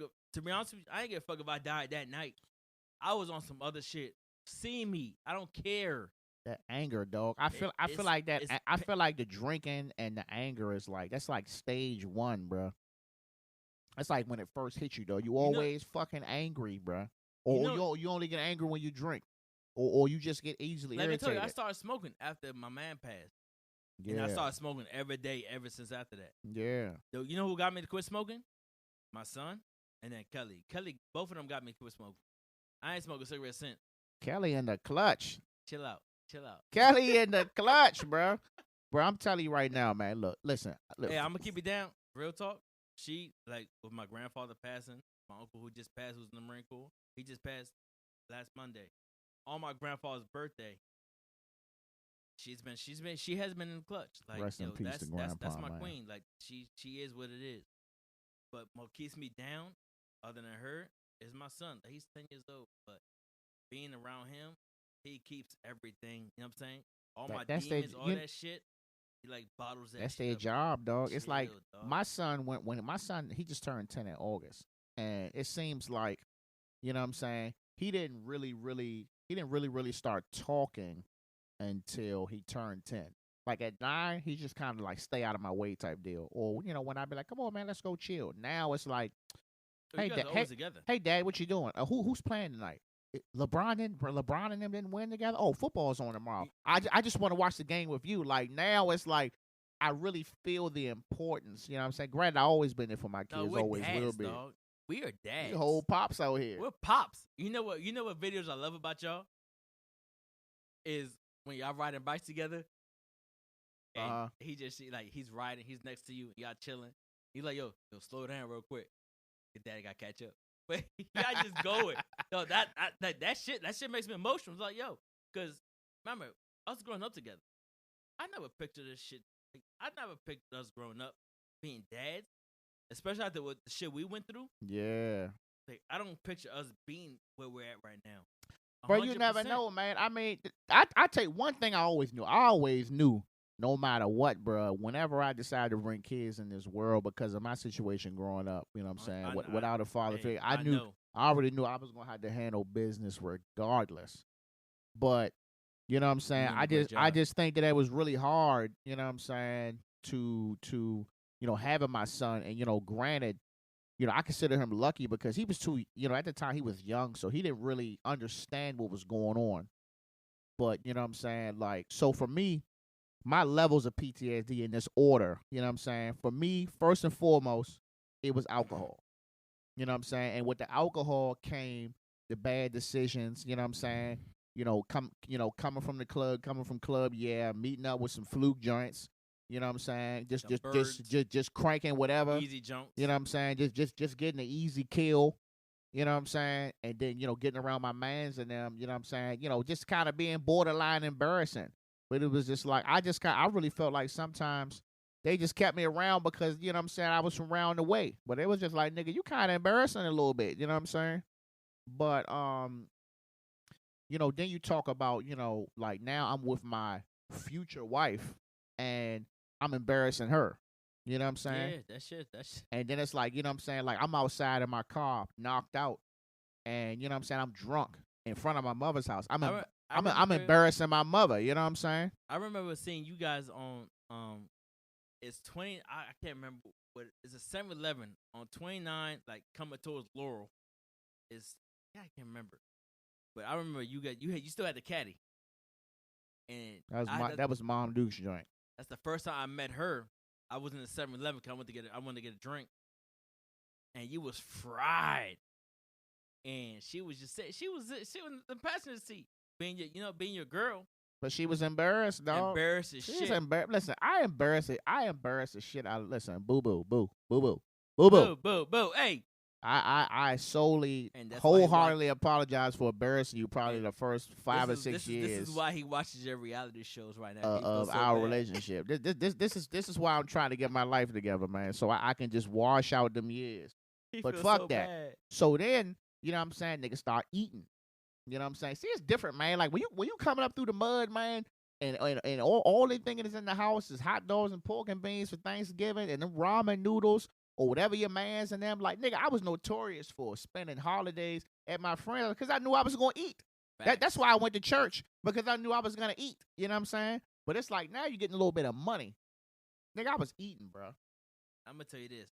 So after my third deployment in Afghanistan, I went to Afghanistan. I was 225 when I went to Afghanistan. When I came back, the fuck you gained 225 pounds? Because when I went to Afghanistan, I was at Quantico. Sheesh. My ex, she was having my son. Yeah. And she was stuck on bed rest from the 5-month mark. So my gunny at Quantico was like, "Yo, you stay at home from the 5-month mark, and you make sure she good." So from the 5-month mark, mind you, 5 to 9-month mark, they go 4 months. Chilling. I was in the best shape of my life at the 5-month mark. At the 4-month mark, I was not at the best shape. Damn near the worst. All that shit. So I was eating nasty. My son was born. When my son was born, I had just got orders to go to Two-Way Golf Company. Yeah. Mind you, I was supposed to leave a lot earlier than that. I was supposed to be with my boy Angus. God rest his soul. Rest in peace, my boy Angus. He was stationed out at South Carolina at Paris Island. He was a rifle coach. We were supposed to be together, but Quantico messed up my orders to be with him. So I ended up going to Two-Way. I went to Two-Way Golf Company. Went out to there. Went to Afghanistan. From there, I got in the best shape of my life. Working out. Steroids, whatever the fuck you want to call it. It happened. It is what it was. I was bench pressing 350 like it was nothing. I looked good. Finesse. Came back home. You know, you feeling good. PTSD at the minimum. Let's say at that 1%. That's because you had something to do. You know what I'm saying? But maybe you being in the gym was kind of taking your mind off of that. 100%. Yeah. Came back home. Going to the gym 1-2 times a day. Working out, busting it out. My ex at the time was like, "Yo, you spent too much time. You just spent too much time at the gym. Me trying to make it right. Fucking it up. As a husband, I was like, you know what? I won't fucking go to the gym no more." Boom. You went cold turkey? What? Instantly gained 20, 30, 40 pounds here and there. This nigga went cold turkey, Cold. 30-degree turkey out here. Nigga, 30 degrees. You might want to go negative. Damn, all the bro. shit I worked for while I was in Afghanistan. Like I said, when I came out from Afghanistan, I was 175. I was bench pressing. I was maxing out 350. Nothing. Like it was nothing. Chilling. But me trying to make it right for the family. You know what I'm saying? Like it is what it is.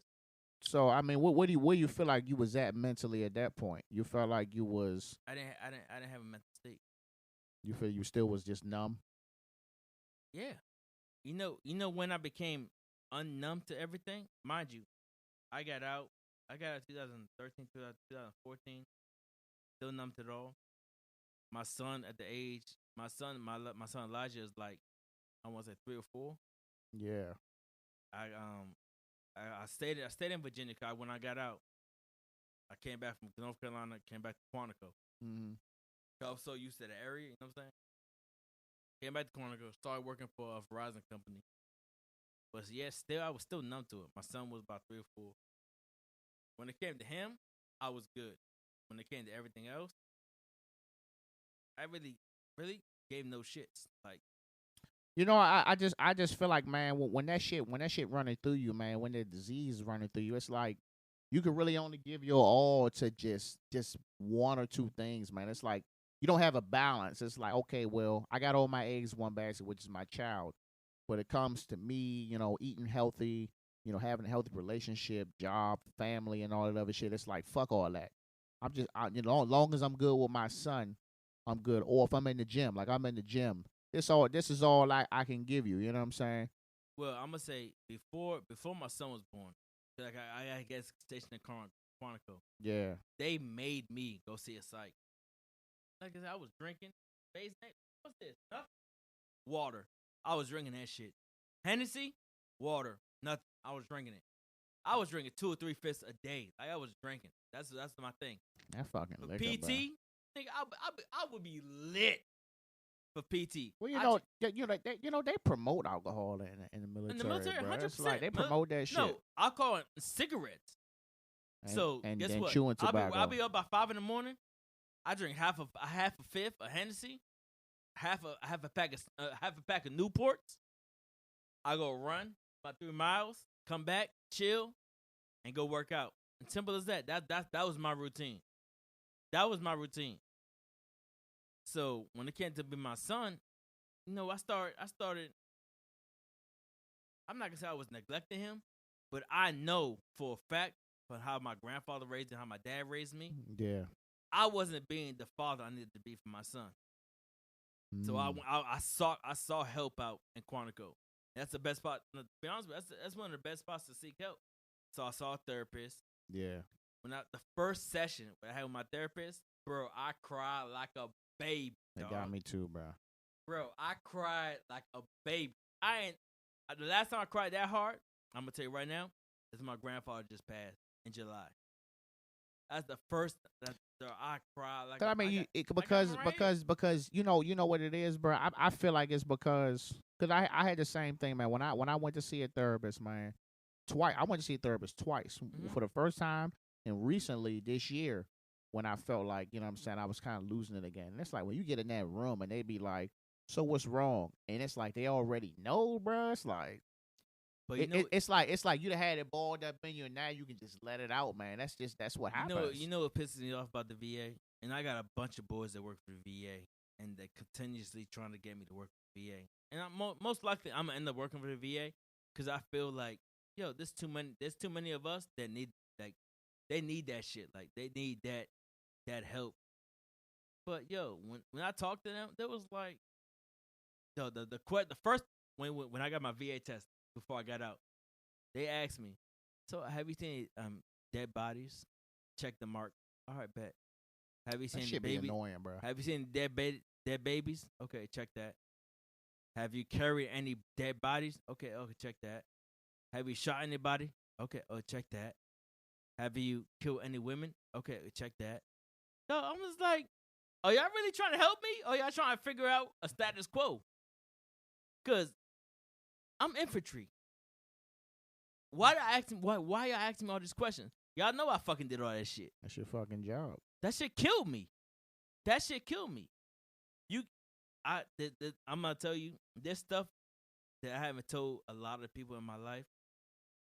I've told my uncle Orlando, who was Vietnam vet, my uncle Carlos, who just passed away, rest in peace, and other military vets. But you asking me questions like, come on, man. Like you know the answer to that question. I was infantry. Especially I was infantry at the biggest part of the initial invasion. Like Yeah. y'all know I did some dirt. Like, Iraqi freedom too, bro. come on, man. I did some shit That that shit was cracking. I don't wish on nobody. But y'all wanna play this card and try to cover y'all shit up? Come on, man. And you know the crazy thing, it's like, yeah, we both made it out unscathed, but it's like, did we really make it out though? You know what I'm saying? Because if that shit still running through your mind, bro, like technically you was still there until, And like I told you, Lee, there was a point like when you brought up in your last podcast and you brought up today when y'all couldn't get the guns up. Okay, that Jones is so dug up. There was a point in our deployment where we got in a heavy gunfire, and no shit, we was pinned down. Guess what? My man was like, "Yo, we about to be fucked." I said, "What?" My man Leon on the gun. Say something. We was on the gun. We bro. good. And I swear to God, I could call that man right now, and he would be like, "Yo, yeah, you said that shit." Cause I knew, cause this is when I found out you was artillery. This is right after I found out you was artillery. I thought, "Yo, we good. My man Leon, we good." Bro, let me tell you, we was so Y'all fuck shit we up. was so ready to go, bro. I was like, bro, I'm tired of shooting the looms. I'm trying to blow some shit up, dog. I'm gonna tell you this. At the same time, even though y'all fuck shit up, you know we gotta give an after action report. Mm. And that's what what fucks people. So if y'all don't know what an after action report is mind you, my man Leon over here, he's shooting off 22 the 22s, them artillery rounds. They blowing blocks up. Blocks. So you think about DC, think about blocks. They blowing shit up. Us on the ground is there. We got to go figure out what's going on in the area after they blow shit up. We go expect the area, civilians, casualties, you name it, hostile attack and casualties. We go figure it out. And you see babies, you see women, you see men blown the fuck up. It's collateral damage, man. Collateral damage. That shit right there sits with you. 100,000,000%. That shit sits with you no matter what. And that's what happened. That's PTSD at its brink. That's where it's born at, man. You know what's funny about that? I know people who have never been in country. They are what's it called? Drone fighter pilot. Fighter pilot. Fighter pilots. Fighter pilot. Yes. Nigga, don't drink nothing else, all right? You know I got to stutter, bro. You know I got to chill out. They out of Vegas. They ain't never been to Afghanistan, ain't never been to Iraq. In them little booths. What I wish I'm not gonna lie to you. I wish I had that job. Go blow some people up, go gamble, an hour later. But I've known a few of those pilots. They have blown up kids, women. That's not a job I don't wish on my worst enemy. That shit is crazy. They dropping bombs on family. And the intel be good too. And the intel be good, cause you know what? That one husband, that one father figure, brother, whatever, out of that family, had just killed 4, 5, 6 Marines, Army men, you name it. But guess what? He just did that.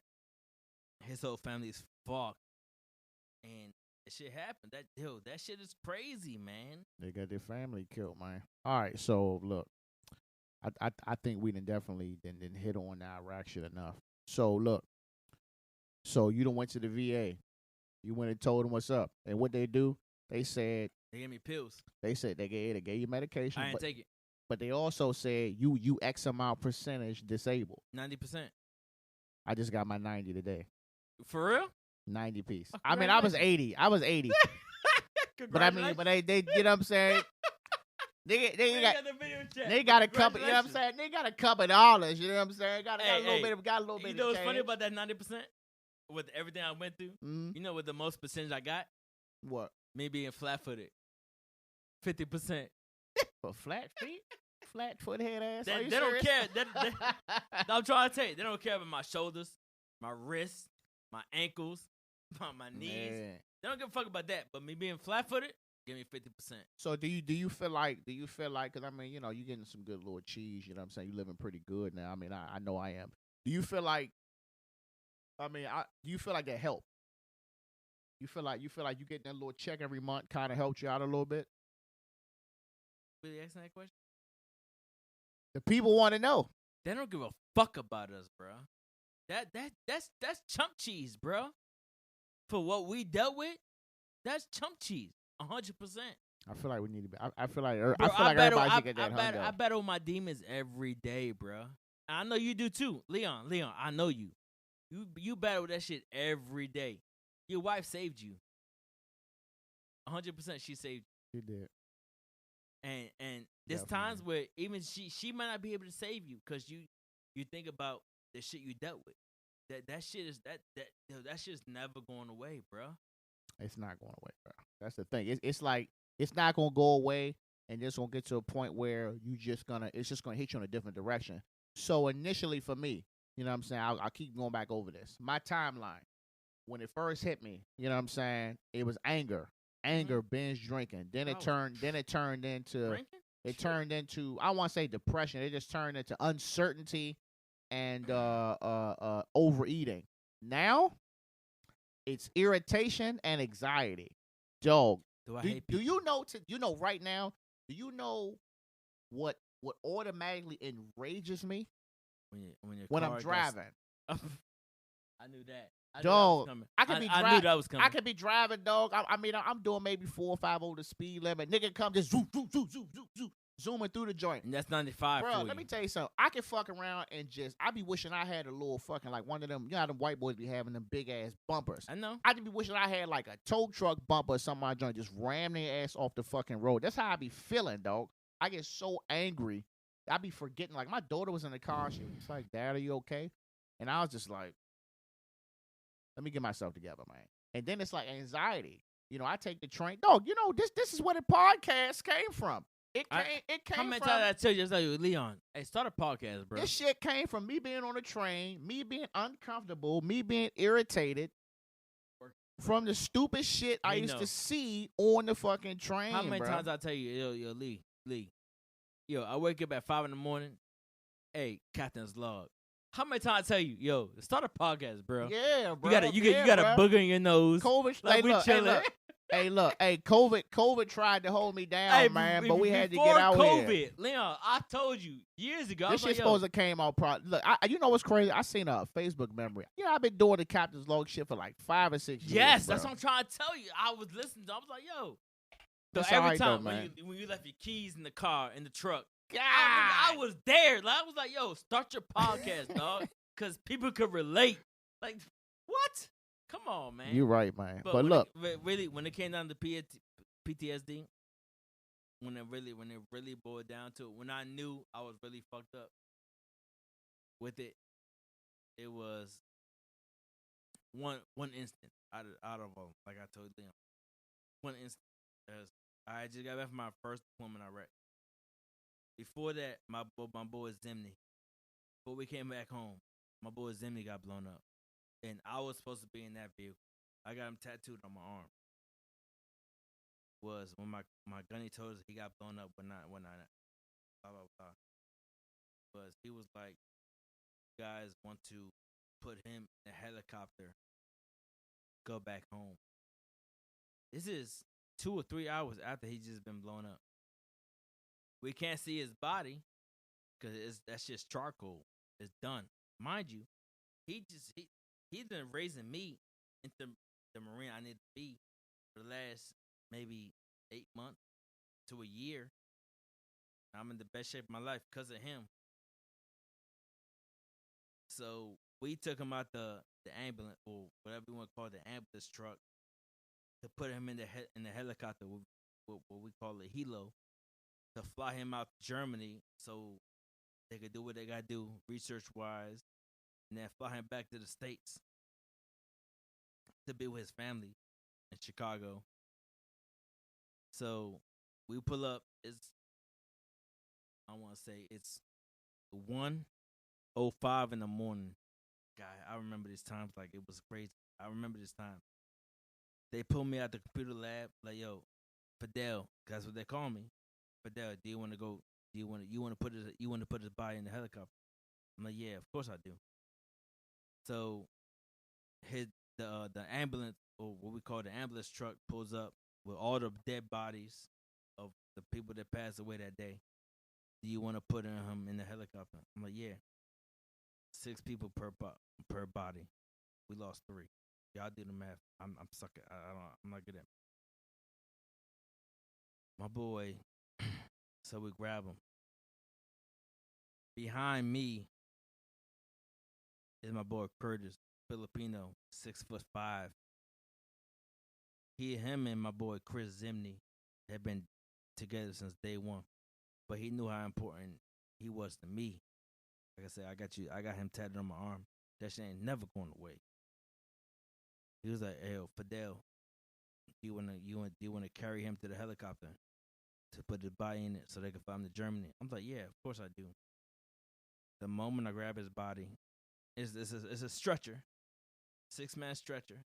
I'm the last man on the stretcher. I'm grabbing it. We're walking. I took 2 steps. My body went limp.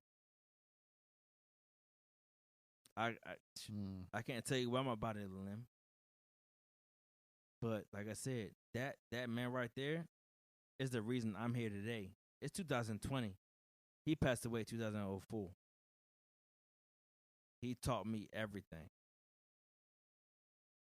And I don't even know what to say, but when like that helicopter pulled up and they asked me to put his body in the helicopter, that shit had me fucked up. And since then, I'm 18. I know, I'm bro, 18. Yeah. But You I 18, felt like I 19. was responsible to do that because that man right there. You felt like it was the right thing. You felt like what you were supposed to do for what he did. Dog, there'll be times like I said, we used to PT. You know, you're not supposed to PT on base because we got Artie and our motors and coming in, rockets coming in. You still sneak a little run in. Dog, I used to backpedal from the front gate to the power plant. My thighs used to be burning, dog. I used to hate him for that shit. But like I said, not only did he teach me not only did he teach me the military aspects of what we was going through, but what he taught me was the legal shit. You know what I'm saying? Like, he taught me everything I needed to know about the Marine Corps, period.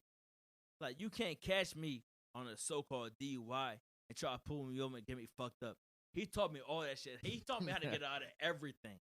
Taught you the trick of the trade. I never get in trouble with shit. You know how much shit I did? I did a lot of dirt. Because of him, I got out of all of it. All right, nigga, you on Facebook Live. Don't be incriminating yourself, goddammit. I'm out. Hey, look. Hey, don't look. They still find the way. They be like, so apparently on Facebook Live, you were talking about getting away with shit. Out. I did my 8 years. Hey, that man did an 8-piece, my son is good. All right, so look. So this is the last question, and we're gonna wrap it up, man. We in. So, was it all worth it? Was you asking me? Was everything you went through to how you living now? You know, you got your beautiful son. You know what I'm saying? You got your lady. You know what I'm saying? You got your job. You're successful. You're doing your thing. Was it worth it? 100%. 100%. Yo, I'm gonna tell you now. I'm not gonna lie. I was in a dark place. The last about 2 years, I was in a dark place. I do have a special lady. He brought me out of that dark place, and then my son, he was there, to help bring that shit out. Special lady. Cause you know her. Special lady alert. Hey, look, man, I'm gonna tell you right now, it was 100% worth it for me, man. Like, regardless of whatever mental illness I may have, man, like that shit made a fucking man out of me, bro. 100%, bro. It made a man out of me. It forced me to learn a lot of shit the hard way. So it's like if my son or my daughter say they want to go to the service, they can go. 100%. But see, my thing is the one thing. I'm gonna tell them to go Air Force first. I tell they go to whatever branch they want. The only thing Air Force. The only thing I would tell Right. the only thing I would tell them, I will make sure is like, listen, They're sure. check in with me, like talk, like you know what I'm saying, like don't keep nothing balled dead, man. I think that's one of the things that we do, that we all did so much because that's how we was built. We was built to we just didn't do. know what we was getting ourselves into. We Be didn't. honest, we didn't ain't know. no shit. Nigga, you was surprised. You was surprised when you saw me. Yeah, I thought I was the only wild nigga that would do some shit like that. You know what I'm saying? Wild. We was wild. We fucked it up in the police section. It's got to be communication, man. Like you have to have that outlet to talk to people, man. Like if I had one person from the house who just understood what I was going through, dog, I probably could have did 20 years. And to be honest with you, the real part about us, me and you getting together about this whole shit. Yo, PTSD has been around for centuries, dog. We knew about it after the deployment. To be honest with you, I didn't know about PTSD before our deployment. I ain't no shit, bro. PTSD has been around for centuries, and you don't have to be in the military to you deal don't with have PTSD. to be in the military to have it too. We in DC. Yeah. People deal with PTSD all the time. The reason I came out here with you is because of military shit. Because you're my brother, I love you to death. But yo, people gotta realize, you don't gotta be in the military to deal with PTSD. We deal with that shit every fucking day. Every day. Baltimore, Northeast, Southeast. We all deal with that shit. Yo, you just gotta be able to willing to talk to somebody. That's the whole thing, bro. Like, listen, if y'all didn't take anything else from anything, me and my good man just said, fuck the jokes. We the do real the jokes talk. because that's just who we are. But like, I don't care, bro. If you having a bad day, bro, like talk to somebody, bro. Like you can Google a therapist, man. They got hotlines. Like, talk to somebody, bro. Like, people be out here killing their motherfucking selves, going out here shooting shit up. You know what I'm saying? Like, talk to somebody, bro. There is always a better way. I'm gonna tell you this. Keep it 100 before we close out. The reason I joined the Marine Corps was my cousin, my uncle Orlando. Like I said, I knew school wasn't for me because I was about to be at College Park. I about to be fucking College Park up. Santa Fe, you name it. Santa Fe. I was a dog. They call that shit something else now. They did. They don't call it. I knew I wasn't ready for that. I joined the Marine Corps with my uncle Orlando and my uncle Carlos. Rest in peace to my uncle Carlos. He just passed away because of COVID on Monday. But Rest in I peace, talked man. I talked to both of them, and I told them, I was like, yo, I'm thinking about going to the Marine Corps. When I told both of them that shit, them eyes lit up. It was like, yo, and my uncle Orlando, both of them wasn't in Vietnam. They dealt with that shit. They was like, yo, do that shit because that's bro. a different experience. Shit make you a man, bro. What? I joined the Marine Corps. Simple as that. When I came back, it's also different. You fucked up. Vietnam is different. This is our era. Leon could tell you. My family, I closed my family out. I closed my best friends out. I was drinking a bottle of Henny a day. My workout system, let me tell you my workout system. I'm drinking a fifth of Henny, a Red Bull. I'm running 3 miles, coming back, doing push-ups, starting off the day. And burned all that shit off. Nigga all sober. that off. It hit me when I had my son. Yo, family is the most thing. I've been in my darkest places. It is, bro. The last 3 years. The support system, bro. And I am who I am now. But Leon could tell you, I grew up. I was always smiling. I was always happy. Always joking, like giving people shit, bullshitting, going on people. Oh, your hairline fucked up. All type of shit. We always going in. But when I came back home, those people that I knew I could support on, they gave me the strength to carry on. Like I said, my grandfather just passed, my uncle just passed. I've lost, to be honest with you, with the PTSD, let's keep it real. With the PTSD, I've lost at least seven brothers I grew up with that I was in the Marine Corps with. This year alone, Shit to crazy, PTSD. One of the brothers, Leon knows. I just had a funeral for him. We were just at the funeral about 2.5 months ago. He committed suicide. The reason he committed suicide was he got blown up on my last deployment, and it was a struggle for him. But he found his comfort in. What he found his comfort in was talking to other Marines, other veterans, other military folk about him losing his leg, and talking. He's letting everybody know, like, yo, you're gonna be okay. Reach out to your family, reach out to your friends, talk to them. But when COVID hit, he didn't have that outlet.